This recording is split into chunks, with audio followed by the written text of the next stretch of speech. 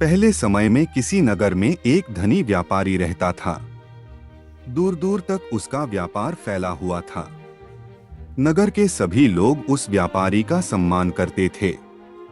इतना सब कुछ से संपन्न होने के बाद भी वह व्यापारी बहुत दुखी था, क्योंकि उसका कोई पुत्र नहीं था, जिस कारण अपने मृत्यु के पश्चात व्यापार के उत्तराधिकारी की चिंता उसे हमेशा सताती रहती थी।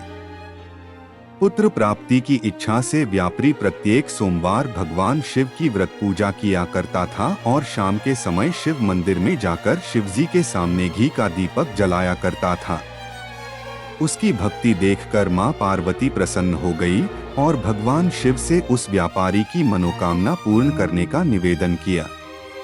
भगवान शिव बोले, इस संसार में सबको उसके कर्म के अनुसार फल की प्राप्ति होती है।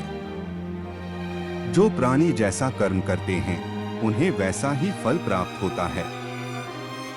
शिवजी द्वारा समझाने के बावजूद मां पार्वती नहीं मानी और उस व्यापारी की मनोकामना पूर्ति हेतु वे शिवजी से बार बार अनुरोध करती रही।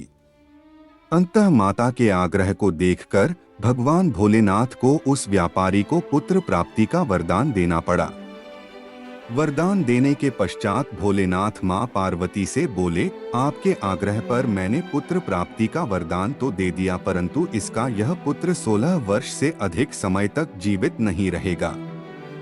उसी रात भगवान शिव उस व्यापारी के स्वप्न में आए और उसे पुत्र प्राप्ति का वरदान दिया और उसके पुत्र के 16 वर्ष तक जीवित रहने की भी बात बताई।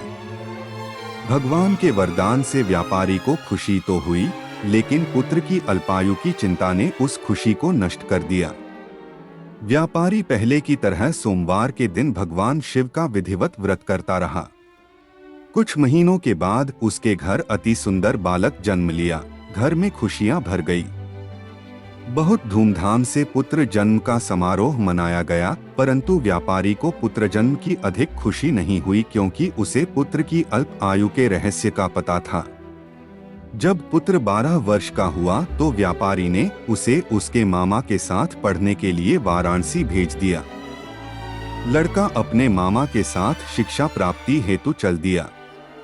रास्ते में जहां भी मामा भांजा विश्राम हेतु रुकते, वहीं यज्ञ करते और ब्राह्मणों को भोजन कराते। लंबी यात्रा के बाद मामा और भांजा एक नगर में पहुंचे। उस दिन नगर के राजा की कन्या का विवाह था, जिस कारण पूरे नगर को सजाया गया था। निश्चित समय पर बारात आ गई, लेकिन वर का पिता अपने बेटे के एक आंख से काने होने के कारण बहुत चिंतित था। उसे भय था कि इस बात का पता चलने पर कहीं राजा विवाह से इनकार न कर दे, इससे उसकी बदनामी भी होगी। जब वर के पिता ने व्यापारी के पुत्र को देखा तो उसके मस्तिष्क में एक विचार आया। उसने सोचा, क्यों न इस लड़के को दूल्हा बनाकर राजकुमारी से विवाह करा दूं। विवाह के बाद इसको धन देकर विदा कर दूंगा और राजकुमारी को अपने नगर ले जाऊंगा। वर के पिता ने लड़के के मामा से इस संबंध में बात की। मामा ने धन मिलने के लालच में वर के पिता की बात स्वीकार कर ली। लड़के को दूल्हे का वस्त्र पहनाकर राजकुमारी से विवाह कर दिया गया। राजा ने बहुत सारा धन देकर राजकुमारी को विदा किया। शादी के बाद लड़का जब राजकुमारी से साथ लौट रहा था तो वह सच नहीं छिपा सका और उसने राजकुमारी के ओढ़नी पर लिख दिया, राजकुमारी, तुम्हारा विवाह मेरे साथ हुआ था। मैं तो वाराणसी पढ़ने के लिए जा रहा हूँ और अब तुम्हें जिस नवयुवक की पत्नी बनना पड़ेगा वह कान्हा है। जब राजकुमारी ने अपनी ओढ़नी पर लिखा हुआ पढ़ा तो उसने कान्हे लड़के के साथ जाने से इनकार कर दिया। राजा सब बातें जानकर राजकुमारी को महल में रख लिया। उधर लड़का अपने मामा के साथ वाराणसी पहुंच गया और गुरुकुल में पढ़ना शुरू कर दिया। जब उसकी आयु 16 वर्ष की हुई तो उसने यज्ञ किया। यज्ञ के समाप्ति पर ब्राह्मणों को भोजन कराया और खूब अन्न वस्त्र दान किए। रात को वह अपने शयन कक्ष में सो गया। शिव के वरदान के अनुसार शयनावस्था में ही उसके प्राण पखेरु उड़ गए। सूर्योदय पर मामा मृत भांजे को देखकर रोने पीटने लगा। आसपास के लोग भी एकत्र होकर दुख प्रकट करने लगे। लड़के के मामा के रोने विलाप करने के स्वर समीप से गुजरते हुए भगवान शिव और माता पार्वती भी सुने। पार्वती ने भगवान से कहा, प्राणनाथ, मुझे इसके रोने के स्वर सहन नहीं हो रहे। आप इस व्यक्ति के कष्ट को अवश्य दूर करें। भगवान शिव ने पार्वती के साथ अदृश्य रूप में समीप जाकर देखा तो भोलेनाथ पार्वती से बोले, यह तो उसी व्यापारी का पुत्र है जिसे मैंने 16 वर्ष की आयु का वरदान दिया था। इसकी आयु पूरी हो गई है। मां पार्वती ने फिर भगवान शिव से निवेदन कर उस बालक को जीवन देने का आग्रह किया। माता पार्वती के आग्रह पर भगवान शिव ने उस लड़के को जीवित होने का वरदान दिया और कुछ ही पल में वह जीवित होकर उठ बैठा।